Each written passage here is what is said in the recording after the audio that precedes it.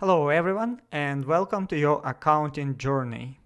Serhiy Lashenko here, and if you like to do so, you can subscribe to my channel Accounting Obsessions, where I present my 10 years of experience in various companies and industries in United States and various basic bookkeeping and accounting materials. Today we are going to take a look how to book expense which hasn't been paid yet, which you recognize in accounts payable. So let's do some drafting first.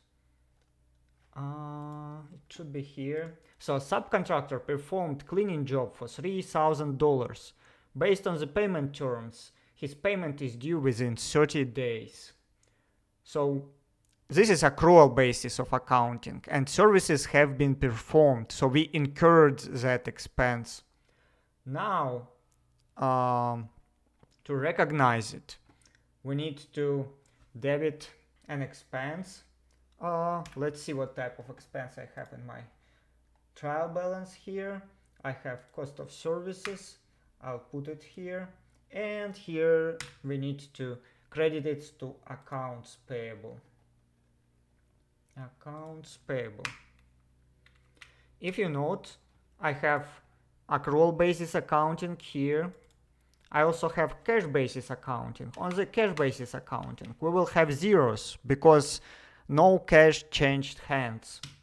Now, in tax accounting, under cash basis tax accounting, if you are reporting your taxes on a cash basis, that will still be zero. No expense recognized because we haven't paid him yet. Our payment terms are like 30 days. And under accrual basis of tax accounting, we will recognize that expense because it kind of matches accounting accrual basis. And if we can see here in this situation, we recognize tax expenses earlier under accrual basis than under cash basis. That's where we can save the taxes. But okay, let's move to QuickBooks.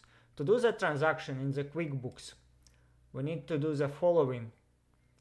We click on the new button in the left top corner. And since that is a vendor, all our expenses should go through vendors column. And we do that through a bill. We kind of enter a bill from that counterparty.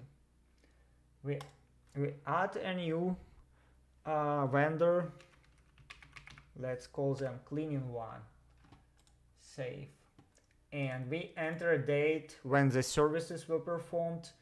We need to enter not the date when we agreed that services are to be done, and not the date when we paid for those services. We need to enter the date when the actual service was done, and that, let's say that was September 22. Okay, we can enter some bills like net 30. It makes this bill overdue, and here we enter. Let's see if we have some cleaning here. We can add a new account. Expenses. Cleaning. Type detail.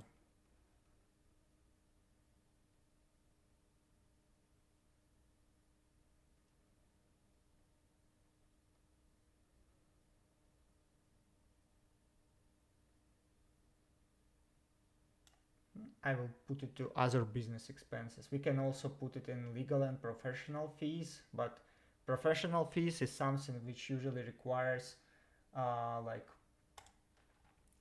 to have a license. And description, we enter cleaning. Okay, save and close something. Another account. Okay.